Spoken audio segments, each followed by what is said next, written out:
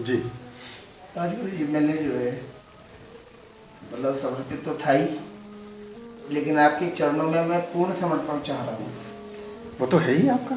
नहीं है तो है, और जीवन को जो है वो आपके हिसाब से मैं जीना चाहता हूँ। पर मुझे थोड़ा सा कुछ प्रेशर लग रहा है आपके ऊपर इस बात को कहते हुए। एकदम सहज स्फूर्त है? कोई कोई किसी नहीं, प्रेशर नहीं। कोई दबाव, कोई प्रभाव, नहीं, कोई किसी और का मशवरा नहीं। आपके अंदर अपने आपके हृदय से उठी है ये बात? बहुत अच्छा, बहुत अच्छा। समग्र कल्याण का मार्ग यही है, पूर्ण रूपेण कल्याण का मार्ग यही है। क्योंकि जब भी कोई चीज़ देखिए, अगर वो पूर्णता में नहीं है जी, तो वो फिर उसमें कुछ ना कुछ रहेगा, कुछ ना कुछ अधूरापन उसमें बना रहेगा। तो अच्छी बात है। हाँ, इधर का रहता है बंदा ना उधर होता है। वो ऐसा कुछ होता ही नहीं है असल में। हाँ, ऐसी कोई चीज़ नहीं होती।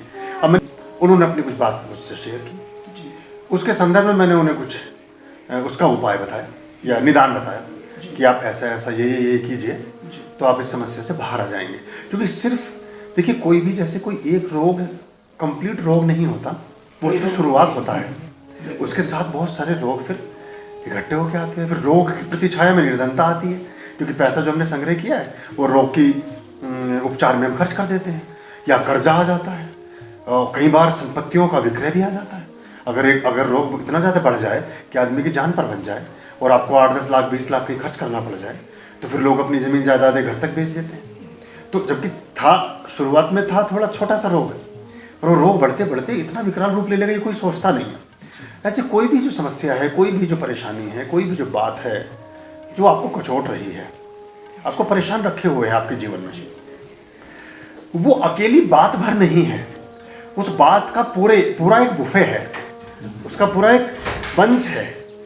उस बात के साथ या उस समस्या के साथ बहुत सारी चीज़ें संयुक्त हैं, जुड़ी हुई हैं, जो सामान्य रूप से हमें नहीं दिखती।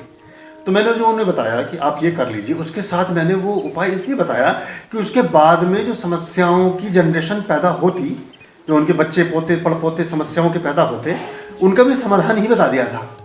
लेकिन कोई बात नहीं, हमें उससे कोई, देखिए हम तो बैठे ही सबके कल्याण के लिए हैं।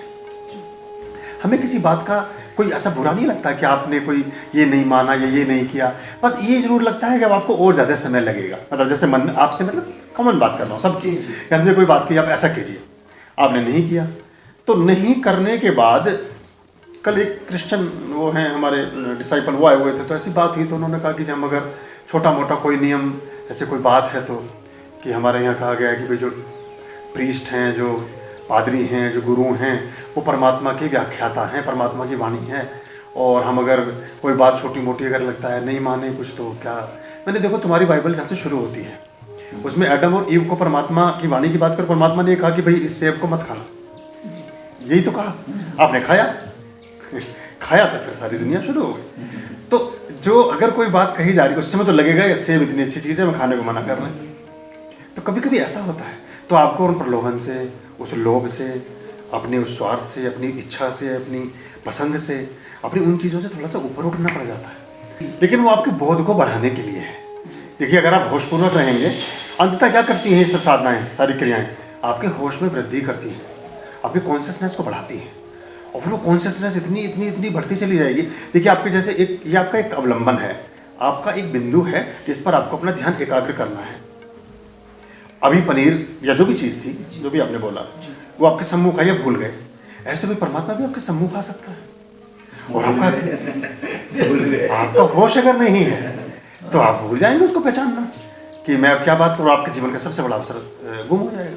तो ये जो क्रिया है, ये मतलब अणु से ब्रह्म की यात्रा है। ये बहुत सूक्ष्म से बहुत विराट का सफर है। सामान्य रूप से सोचने में लगता है कि इतनी छोटी सी बात है, हमने आलू की टिक्की नहीं खाई तो क्या है, लेकिन ये आपका संयम और होश, दो चीज़ें इससे बंधती हैं। और पूरा जैनिज्म संयम पर खड़ा है, और पूरा बुद्धिज्म होश पर खड़ा है।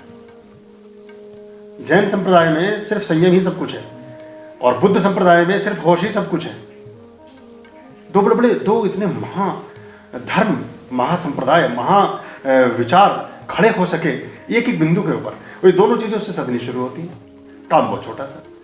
तो कभी कभी ऐसी उलटबाजियाँ होती हैं गुरुओं की कि आपको एकदम सामान्य रूप से समझ में नहीं आएंगी। आपको लगेगा यार इसमें कौन सी बात है, ये तो बड़ी साधारण सी चीज़ है। कभी कभी हम ऐसा भी होता है हमारी बहुत सारी प्रक्रियाओं में और वर्कशॉप्स में, हम किसी एक गिलास का पानी रखवाते हैं आपके सम्मुख और आपसे कहते हैं इसको उठाकर रख दीजिए। उस गिलास के पानी को उठाकर आपके रखने भर से आपके पूरे व्यक्तित्व के बारे में पता चल जाता है, आपकी पूरी सोच, आपके उस समय की मानसिकता, उस समय की मेंटलिटी। ये ऐसी बहुत छोटी सी चीज़ है। तो ये अगर हम ये आपके बोध, इसका मतलब आप उस समय आपका होश जागृत नहीं रहा जी। ये आप ही ने इस बात को बताया कि आपको याद ही नहीं रहा। तो ये अगर हम बराबर इसको रिमेंबर करें, और जब हम बहुत छोटी सी चीज़ के बारे में इतने बोधपूर्ण हो जाते हैं, इतने होशपूर्ण हो जाते हैं, तो उस विराट के बारे में कितने होशपूर्ण होंगे, उस अनंत के बारे में हम कितने चेष्टापूर्ण हो जाएंगे, कितने हर समय जागृत अवस्था को उपलब्ध होंगे। ये सारी कीमिया है, ये सब एक एक्सरसाइज का हिस्सा है। कोई बात नहीं, भूल चूक में तो कोई समस्या ही नहीं है। हाँ, अगर मन में ये हो कि नहीं हमने क्या फ़र्क पड़ता है, क्या होता है, ये छोड़ने से क्या होता है, अरे खाते हैं चलो, फिर दोष लगता है। फिर आप इसका मतलब किसी डिसिप्लिन से, किसी एक सूत्र से, जो एक व्यवस्था है, उस व्यवस्था का आप मर्यादा मर्दन कर रहे हैं, भंग कर रहे हैं उसको। तो फिर वो नियम देखिए, जो कहते हैं रसो वैसा, एक साधे सब सधे, सब साधे सब जाए। अब जो गुरु जो आपकी साधना को, आपकी श्रद्धा को, आपकी चेष्टाओं को संग्रीभूत करता है, एक सूत्रीय बनाता है, एक बिंदु पर केंद्रित करता है, वो धीरे से उस बिंदु को तो हटा लेता है और सामने परमात्मा प्रकट हो जाता है। पहले आपको जब आप तीर, अगर आप जो ताइची या जो धनुष बाण की विद्या को समझते और सीखते हैं, तो पहले बहुत बड़े लक्ष्य पर निशाना लगवाया जाता है, फिर लक्ष्य को सूक्ष्म किया जाता रहता है, लक्ष्य निरंतर छोटा करते चले जाते हैं, और फिर बिल्कुल ऐसा रह जाता है जैसे वो अर्जुन के वो चिड़िया की आंख वाली बात, कि आंख जितना रह जाता है बस, और आप फिर उसको भी बेच देते हैं। तो ये अभ्यास के और उस प्रक्रिया के हिस्से हैं। और कभी कभी ऐसी बातें हैं जो एकदम समझ में नहीं आती। बहुत सारे ऐसे गुरु हुए, वैसे ये गुरु हैं, अब वो क्या है, जैसे कि उनके पास कोई शिष्य आए तो उसको ले जा करके एक कुएं पर ले जाएं अपने साथ, और एक बाल्टी और डोर अपने हाथ में रखते थे, कुएं पर ले जाएं, और वो जो बाल्टी थी उसके नीचे पैंदी नहीं थी, तली नहीं थी, वो कुएं में डालें और बड़े मनोवेग से खींच रहे, बड़े, फिर खींचे 1 2। अब जो शिष्य गया था दीक्षा लेने, बोले यार ये गुरु तो कुछ पागल, मतलब ये क्या, ये तो जिंदगी भर भी नहीं भरेगी, ये क्या कर रहे हैं, ये गिन भी रहे हैं। वो बड़े तन्मयता से, बहुत लगन और बड़े समर्पण भाव से बार बार गिन रहे, 1 बाल्टी 4 बाल्टी, और उधर वो पानी कुछ भी नहीं आ रहा उसमें, वो खाली, जिसमें तली नहीं है पानी क्या आएगा कुएं से। अब बहुत देर होगी, शर्त उनकी ये थी कि आप कुछ सवाल नहीं करेंगे। तो शिष्य जो गया था उस रहा नहीं गया, वो बोला गुरुदेव ये तो जिंदगी भर भी नहीं भरेगा, जो आप ये इसमें से बाल्टी में से पानी ला रहे हैं, इसमें तली तो है ही नहीं। तो उन्होंने कहा गटाओ तकलीफ, अब तुम यहाँ रुकने के अधिकारी नहीं हो क्योंकि तुमने नियम भंग किया है। बोले इससे बाल्टी में तली नहीं है, ये तो तुम्हें दिख गया, तुम्हारे तली है क्या? तुम जो इतना संग्रह कर रहे हो अपने जीवन में, और इतने सुस्वाद भोजन और सब कुछ अपने शरीर में और अपने घर में और सब चीजों में भर लेना चाहते हो, तली तो इस पृथ्वी में भी नहीं है, वो भी किली पर ही घूम रही है। तो फिर ये तुम जीवन में जियोगे कैसे, समझोगे कैसे किसी बात को? तो ये बड़ी गहरी चीज़ है। तो बहुत बार ऐसी उलटबाजियां गुरु करते हैं कि जो सिर से परे हो जाती है। ऐसे गोरखनाथ जी के जीवन का एक वर्णन आता है, एक चेला आता है कि गुरु जी जो आप कहें मैं वो करने को तैयार हूँ, जो भी आप कहें। बोले नहीं समझ लो, ऐसी बातें मत बोलो, सब ऐसा नहीं कर सकते आप। बोले नहीं जो भी आप कहें। बोले जो भी मैं कहूँ आप करेंगे? बोले हाँ। वो 2 उंगली गले में लगाते और उल्टी कर देते, बोले चाटिए इसको। आप सोच सकते हैं, तो वो कहते हैं कि होश में बात करो, जो कर सकते हो वही बोलो। कुछ भी कर देंगे साहब, कुछ भी कैसे कर सकते हो, करो। तो ये बड़ा पता नहीं, गुरु का हिसाब पता नहीं चलता। और जितना बड़ा संबुद्ध होता है उतना ही वो अलग अलग स्टाइल का होता है, बहुत ही अक्खड़ और बहुत ही सदुक्कड़ी और बहुत ही अपने स्टाइल में रहने वाला गुरु होता है। जितना ज़्यादा संबोधि को प्राप्त हो जाता है, जो ऊपर ये मीठी प्यारी बातें करके लोगों को चिकनी चुपड़ी बातें करते रहते हैं, ये इनका स्वार्थ किसी और चीज़ पर लगा हुआ है। ये आपकी गांठ देख रहे हैं, ये आपकी जेब देख रहे हैं जी, ये आपसे कोई स्वार्थ देख रहे हैं। जो कुछ भी नहीं देख रहा है फिर आपकी आत्मा से, आत्मा का सरोकार देख रहा है, और फिर वो बात करेगा जो आपकी आत्मा को ऊपर उठाएगी, जो आपके जीवन को ऊपर उठाएगी, जो आपकी समग्रता में आपको ले जाएगी। वो ऐसी बातें आपको बताएगा और सिखाएगा। हम असल में अगर आप अपना भी कोई सिद्धांत, अपना भी कोई मत, अपनी भी कोई विचार लेकर चल रहे हैं, तो फिर गुरु के सानिध्य की बहुत ज़रूरत आपको नहीं है।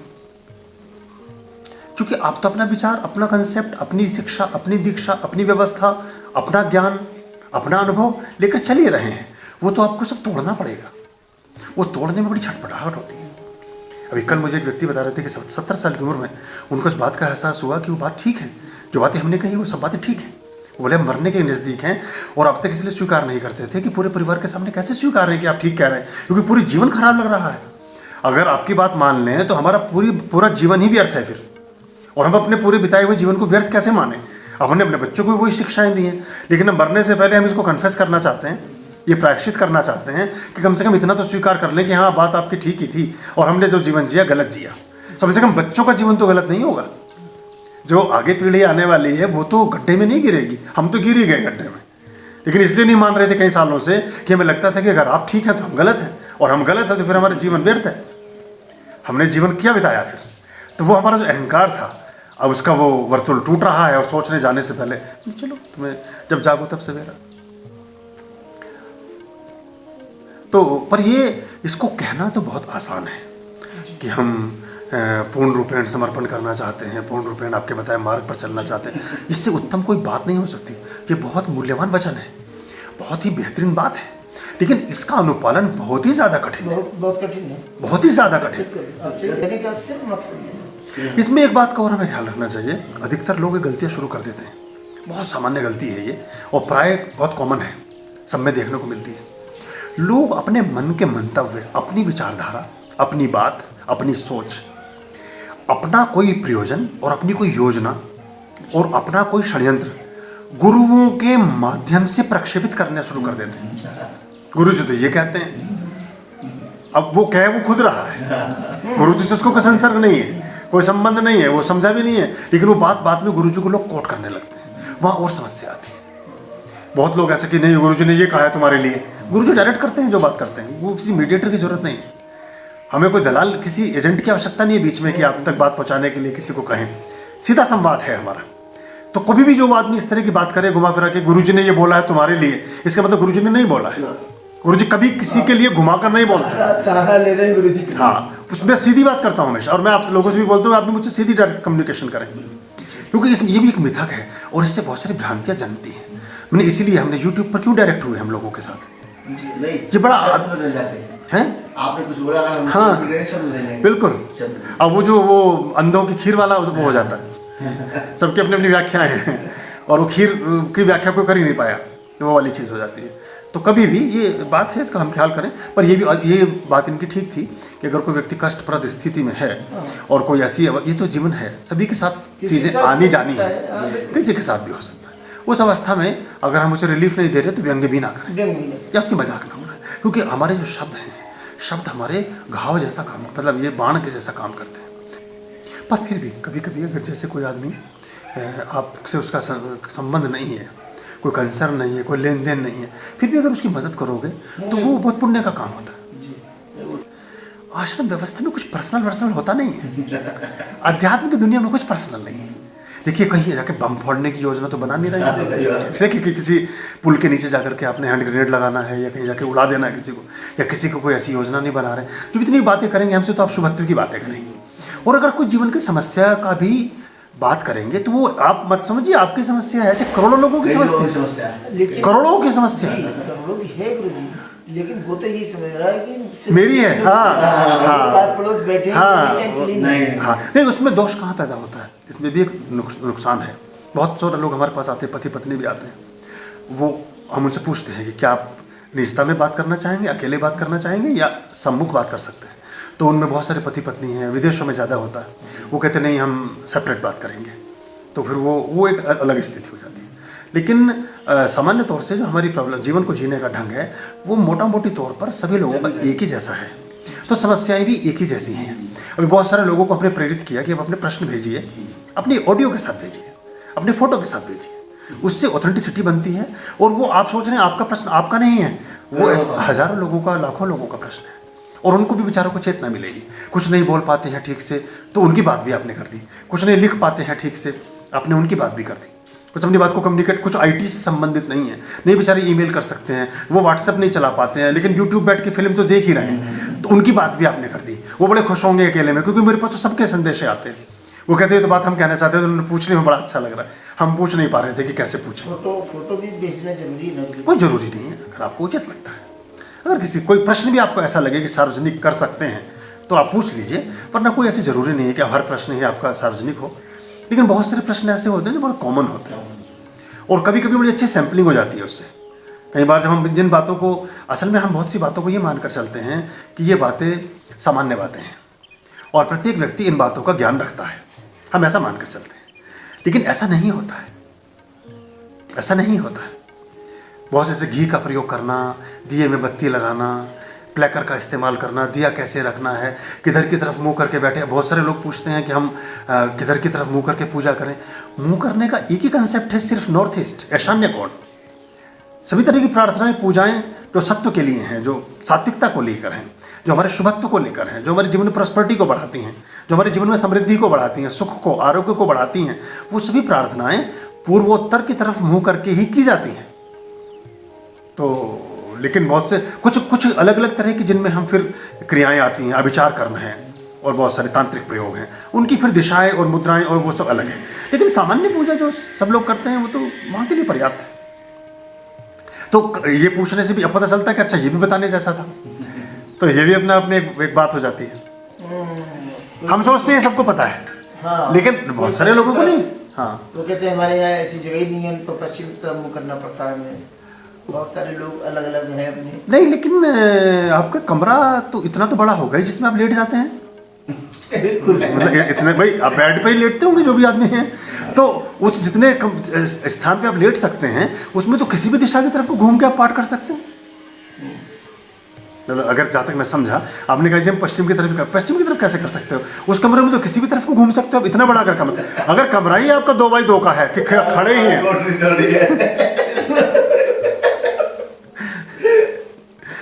उस, अगर आपका नहीं बहुत सारे कमरों का मकान है, एक ही कक्ष है, बस बेडरूम ही है, कोई बात नहीं, उसमें भी आपकी दिशाएं तो चारों ही बनेंगी, 4 कोने तो होते ही हर कमरे में। और अगर कोई गोल कमरा भी है कि आपने चलो कोई होंगी।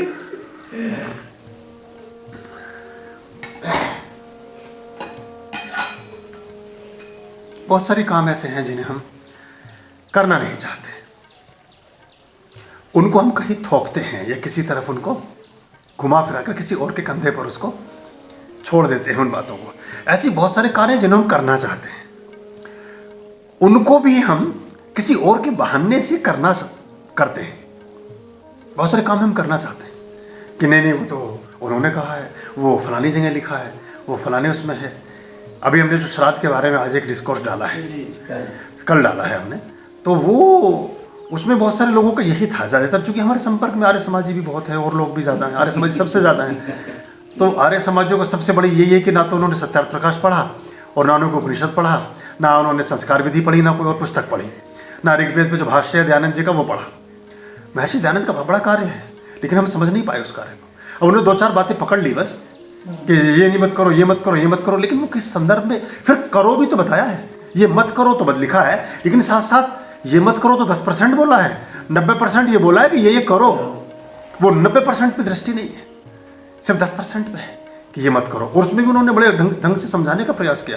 तो मैंने उसमें फिर उदाहरण, सबसे ज़्यादा उदाहरण मैंने उसमें संस्कार विधि और सत्यार्थ प्रकाश से ही शुरुआत की है, और वेद की बात की है। वो तो वेदों में कहीं नहीं है, पितरों वेद भरे पड़े हैं, वेद भरे पड़े। मैं आपको 1000 रेफरेंस दे सकता हूँ पितरों के बारे में वेदास में। जो आपने कल बोला है, जो आसमानी है हजम नहीं करेंगे, क्यों? बात करो, व्याख्या अलग करेंगे, तो मैंने व्याख्या अलग करेंगे, उनका अपनी वो तो उस वेद में लिखी व्याख्या, मैंने अपनी व्याख्या तो करी नहीं है। नहीं, उनकी व्याख्या अलग होगी। नहीं, अब वेद अब वो तो उसका तो कोई इलाज नहीं है। देखिए मैंने अपनी व्याख्या तो की, मैंने वेद का मंत्र मेरे हिसाब से नहीं बोला है, जो मंत्र लिखा है फिर उसके नीचे उसकी व्याख्या लिखी है, सिर्फ वही बोला है मैंने। देखिए अगर मैं संस्कृत का मंत्र पढ़ता और उसका भाष्य अपने हिसाब से करता, उसका भावार्थ करता, तो मेरी बात होती।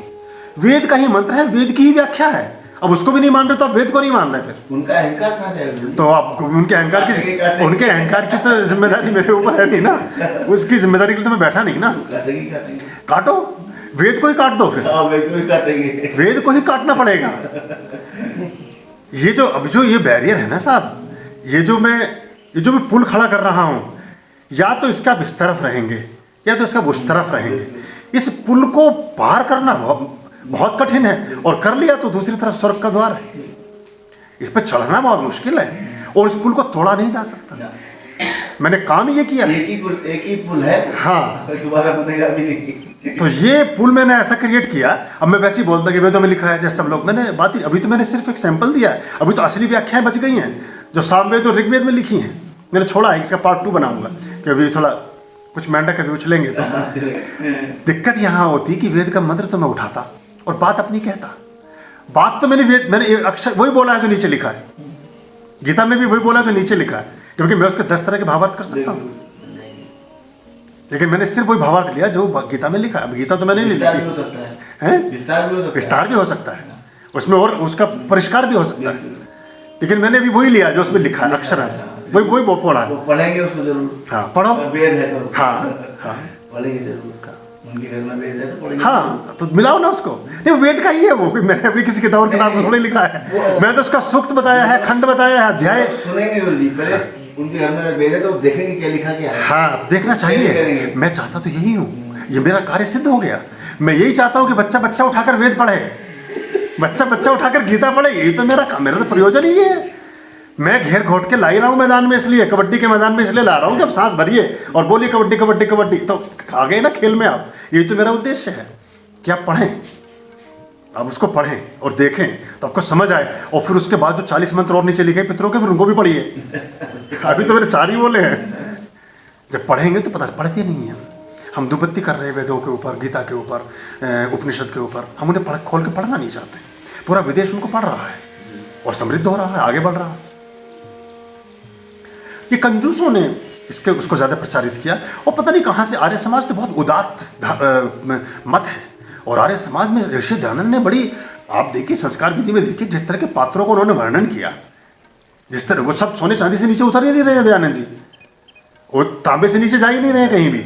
वो केसर और जो पुराडोष की जो व्यवस्था उन्होंने लिखी है और जिस तरह की सामग्रियों का वर्णन किया है, वो सामग्री 20,000 रुपये की बैठती है यज्ञ के लिए। आप उस दिन लाए थे ना, कितने का लाए थे आप? तो एक 16,000। तो फिर 20,000 रुपये में आप एक हवन करेंगे? कोई कर रहा है समाजी? फूटे हुए उन्होंने लोहे के कुंड रख लिए हैं और में धुआं उठा रखा है, तसले में लकड़ी भी तसले में, तसला कोई, तो ये देखिए ना आप कहाँ पहुँच गए आप। फिर उनको आप मानते नहीं। असल में उनमें से जो चीज़ें आपको अपने लिए ढाल बन सकती हैं, उनकी आड़ लेकर के आप जो मौज मजा ले सकते हो और जो अपने लिए सुविधा और फ्रीडम क्रिएट कर सकते हो, वो तो आप करते हो। उनके जो नियम, मैंने बताया 90% तो उन्होंने कहा ये कीजिए, वो उस पर ध्यान नहीं है। 10% जो कहा है कि मत कीजिए, उस पर ध्यान है। और शॉर्टकट ले लिए, और फिर उसमें अपनी चीजें बीच में आपने लगा दी। संस्कार विधि उठाइए, एक एक पात्र का वर्णन है, लोहे का कुंड कहीं भी नहीं लिखा है उसमें, कहीं वर्णन नहीं है। तो अब मोस्टली जो है जितने भी आर्य समाज से लेके आओ, हाँ, कोई तुक है। और तसले में आप क्या उठाते हैं? तसले में बताइए आप क्या उठाएंगे? तसले में आप कभी आटा उसनते हैं, कभी उसमें सब्जी बनाते हैं, कभी हलवा बनाते हैं, कभी भोजन कुछ भी नहीं करते ना, उसमें आप गंदगी उठाते हैं। उसमें आप गोबर उठाएंगे, घर की गंदगी उठाएंगे, आप उसे डस्टबिन का हिस्सा समझिए। तो इतनी खराब चीज़ जिसमें आप हमेशा वर्ष भर कूड़ा कचरा उठाते रहे हो, उसमें आप यज्ञ कर सकते हो। और कहते हो कि यज्ञ हवन कुंड परमात्मा का मुख है, तो परमात्मा के मुख को तो पहले इतना गंदा कर दिया आपने, और फिर उस मुख को, मतलब ये बड़ी हास्यास्पद बात है। और इसमें करने वालों का दोष कम है, कराने वालों का ज्यादा है। पुरोहित है, हाँ, पुरोहित जो है, अगर वो कहें कि नहीं ये ठीक नहीं है तो वो नहीं लाएगा। गुरु जी से कहा था शादी में, गुरु जी आप आ जाओ, हवन कुंड में इतना बड़ा छेद, वो भी लोहे का। हाँ, तो वो समस्या लेके आए, और वो था क्या नाम उसका, विवाह में आप लाखों रुपया खर्च करते हैं। गरीब से गरीब आदमी का विवाह भी 50,000 1 लाख, इससे कम को तो किसी का भी नहीं होता। और आगे बढ़ते चले जाइए, उसकी कोई सीमा नहीं है। आप एक तांबे का कुंड, बहुत बेहतरीन कुंड जो बहुत अच्छी कैपेसिटी का, वो 200-300 रुपये से शुरू होकर के 700-800 रुपये तक में आ जाता है, जिसमें आप यज्ञ कर सकते हैं। आप 800 रुपये का कुंड सिर्फ विवाह के निमित्त नहीं ले सकते हो, कि विवाह संस्कार के निमित्त नहीं ले सकते। मतलब बाकी चीज़ें तो आप इतनी करेंगे, आप वो इतने सारे सामान ले आएंगे निरर्थक, जिनके कोई तुक नहीं है। आप कुंड नहीं, आपका दृष्टि नहीं है इसलिए परमात्मा की तरफ। परमात्मा को टेकन फॉर ग्रांटेड आपने ले रखा है, तो फिर उसने भी आपको टेकन फॉर ग्रांटेड ही लिया होगा। जब आपकी दृष्टि में उसका कोई महत्व, कोई मूल्य, कोई आदर सत्कार और कोई स्थान नहीं है, तो परमात्मिक व्यवस्था में फिर आप भी कहीं फिट नहीं होते हैं। फिर आप कहते हैं हमारा जीवन तो खराब हो गया, हम तो कुछ भी नहीं कर पा रहे हैं, हमें तो कुछ भी नहीं प्राप्त हो रहा है, हम कुछ भी नहीं कर पाए जो सोचा और समझा है, नहीं कर पाएंगे, क्योंकि जैसे करना था वो आपने देखा नहीं है और ये व्यवस्था पैदा भी नहीं हुई। अभी धीरे धीरे विकल्प देना शुरू किया। जैसे मैंने बात बोली, लोगों की समझ में आएगी। जब वो इतना सामान लिखते हैं, पुरोहित अपनी दक्षिणा तो बता देंगे कितने हजार लेंगे, ये नहीं बताते कि इसमें ये वाला सामान भी हमें चाहिए। मना नहीं करेंगे, लोग नहीं करते हैं मना। हमने बहुत लोगों से कहा, लोग खर्च करते हैं, लोग अच्छे से सामान लाते हैं, अपना अच्छा सामान कराना चाहते हैं, लेकिन बताने वाला इस दृष्टि पर है कि वो 20,000 रुपये हवन पर खर्च करने में उसकी दृष्टि कम है। वो सोचता है इसमें 1000 हवन की सामग्री में तो 500 रुपया खर्च करें और 19,500 हमें मिल जाए। तो ये बात बहुत खराब है। उल्टे सीधे फेरे हो रहे हैं, उल्टे सीधे संस्कार, इसलिए जीवन बुरा चलता है, खराब चलता है। बहरहाल